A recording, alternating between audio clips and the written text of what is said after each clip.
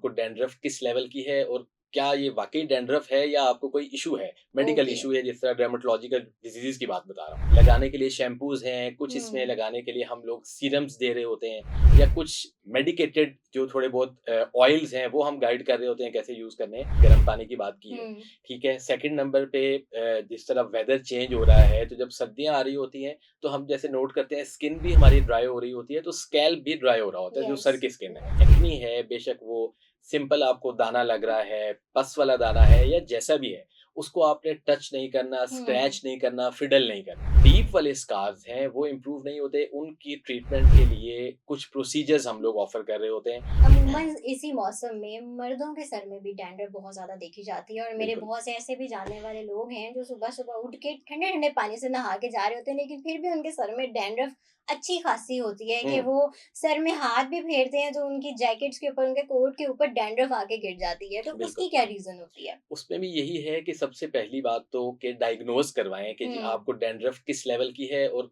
क्या ये वाक़ई डैंड्रफ है या आपको कोई इश्यू है, मेडिकल ओके, इश्यू है, जिस तरह डर्मेटोलॉजिकल डिसीज़ की बात बता रहा हूँ। तो वो राइट। ये है कि डायग्नोज़ होगा, प्रॉपर आपको प्रिस्क्रिप्शन के हिसाब से हुँ, मेडिसिन दी जाएगी। कुछ लगाने के लिए शैम्पूज़ हैं, कुछ इसमें हुँ। लगाने के लिए हम लोग सीरम्स दे रहे होते हैं या कुछ मेडिकेटेड जो थोड़े बहुत ऑयल्स हैं, वो हम गाइड कर रहे होते हैं कैसे यूज़ करने हैं।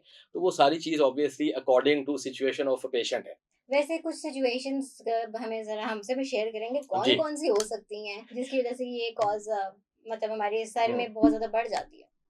उसमें यही है, एक तो जिस तरह पहले हमने गर्म पानी की बात की है, हुँ, ठीक है? सेकंड नंबर पे जिस तरह वेदर चेंज हो रहा है, तो जब सर्दियाँ आ रही होती हैं, तो हम जैसे नोट करते हैं स्किन भी हमारी ड्राई हो रही होती है, तो स्कैल्प भी ड्राई हो रहा होता है, जो यस, सर की स्किन है, यस। ठीक है? तो उसको भी हमने ये नहीं है कि ऑयल लगा के रख रहे हैं, लेकिन उसमें हमने ये करना है कि उसकी प्रॉपर आपने केयर करनी है। बहुत सारे अब शैम्पूज़ आते हैं, लेकिन हुँ, शैम्पूज़ भी अगर मेडिकेटेड शैम्पूज़ हैं, तो बहुत सारे पेशेंट्स ये भी करते हैं मेडिकेटेड शैम्पू अगर किसी डॉक्टर ने दे दिया है, तो वो डेली यूज़ करना शुरू कर देंगे, डेली भी मेडिकेटेड शैम्पूज़ यूज़ ना करें, नहीं करने ठीक चाहिए। है? या तो हुँ, अल्टरनेट डे पे या 2 डेज़ के गैप से उसको यूज़ करें। बाकी डेली जो आपके नॉर्मल शैम्पूज़ चल रहे हैं घरों में, जो कि हुँ। कॉमनली यूज़ हो रहे होते हैं, ब्रांड का मैं किसी का नाम नहीं लूँगा, तो वो जो माइल्ड शैम्पूज़ आते हैं ना, डेली वो यूज़ करें, कोई हार्श चीज़ डेली यूज़ नहीं करनी चाहिए। राइट, तो जी, इससे डैंड्रफ को फ़र्क भी पड़ जाएगा। बिल्कुल पड़ जाएगा इंशाल्लाह। राइट, चलें जी, फिर अगर जो लोग हमारी वीडियो देख रहे हैं, उनके बिल्कुल। लिए देखते हैं कितना बेनिफिशियल साबित होती है, तो बिल्कुल मैं ऐसे ही उनसे इंशाल्लाह। चाहूँगी कि आप अपना एक्सपीरियंस ही ज़रूर हमारे साथ शेयर कीजिएगा। बिल्कुल, अच्छा, हम एक्ने से डैंड्रफ की तरफ आ गए। बिल्कुल।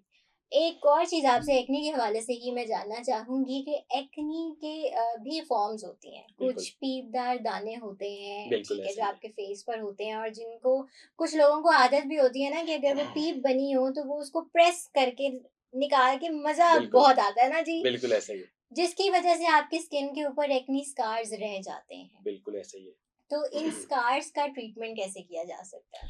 ठीक है, इसमें सबसे पहली बात तो ये है कि हम पेशेंट्स को यही गाइड करते हैं कि आपने जो एक्नी है, बेशक वो सिंपल आपको दाना लग रहा है, पस वाला दाना है या जैसा भी है, उसको आपने टच नहीं करना, हुँ, स्क्रैच नहीं करना, फिडल नहीं करना। हुँ, ठीक है? अगर हुँ, आप उसको नेचुरल तरीके से हील होने देंगे, अल्लाह की तरफ से उसका आहिस्ता-आहिस्ता स्कार भी खत्म हो जाएगा। लेकिन व्हेन यू टच इट, आप हुँ, उसको पॉप आउट कर देते हैं, आपको उसको पील ऑफ कर देते हैं ऊपर से, तो फिर उसका स्कार रह जाता है। हुँ, अब वो स्कार जो है, अगर तो स्किन की सुपरफिशियल जो ऊपर वाली लेयर है, एपिडर्मिस जिसको कहा जाता है, अगर उसमें है, तो वो आहिस्ता-आहिस्ता विद टाइम हुँ, आपकी स्किन जो है वो शेड ऑफ हो रही होती है, तो वो हुँ, इम्प्रूव हो जाता है। हुँ। लेकिन जो डीप वाले स्कार्स हैं, वो इम्प्रूव नहीं होते, उनकी ट्रीटमेंट के लिए कुछ प्रोसीजर्स हम लोग ऑफ़र कर रहे होते हैं। उन प्रोसीजर्स में क्या होता है कि या तो माइक्रो नीडलिंग होती है, हुँ। पीआरपी होती है, आजकल बहुत सारे पेशेंट्स को भी पता है कि क्या-क्या यस। ट्रीटमेंट्स होते हैं और वो पूछ रहे होते हैं कि सर हम ये करवाएँ या ये करवाएँ। हुँ, उसके अलावा कुछ टाइप की लेज़र्स हैं जो इसके लिए हम लोग कर रहे होते हैं। हुँ। वो हम लेकिन ऑब्वियसली असेस करते हैं कि किस पेशेंट को कौन-सा ट्रीटमेंट नीडेड है, ठीक है? ठीक, तो वो ठीक। उसकी अकॉर्डिंग टू पेशेंट सिचुएशन और पेशेंट से सारी डिस्कशन करके फिर उसको हुँ, सजेस्ट किया जाता है कि ये प्रोसीजर्स हैं।